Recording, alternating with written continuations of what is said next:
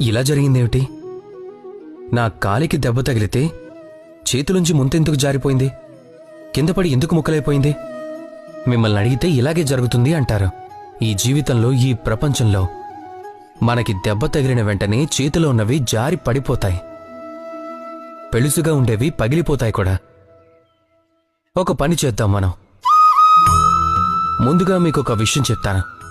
దెబ్బ తగిలి కింద పడినప్పటికీ కూడా ప్రపంచంలోని ఏ వస్తువైనా చేతిలోంచి జారిపోవచ్చు. కానీ విజయం చేతిలోకి వస్తుంది. మీరు ఎంత వేగంగా కింద పడినప్పటికీ, గాయపడినప్పటికీ భవిష్యత్తు మాత్రం భవ్యంగా మారుతుంది. ఈ దెబ్బలే, ఈ వైఫల్యాలే, ఈ కష్టాలన్నీ కూడా అగ్ని బంగారాన్ని ఎలా మలుస్తుందో అలాగే మనల్ని కూడా మలుస్తుంది.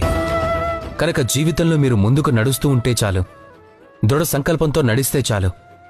ఎదురు దెబ్బ తగిలి కింద పడ్డందుకు భయపడకండి. ఈ దెబ్బలే రేపు కలగబోయే సుఖసంతోషాలకి సోపానాలు. ఈ సుఖసంతోషాన్ని పొందాలంటే ముందుగా మీరు కింద పడాలి, మెల్లగా పైకి లేవాలి, మళ్ళీ మిమ్మల్ని మీరు దిద్దుకుంటూ ముందుకు సాగాలి. రాధాకృష్ణ.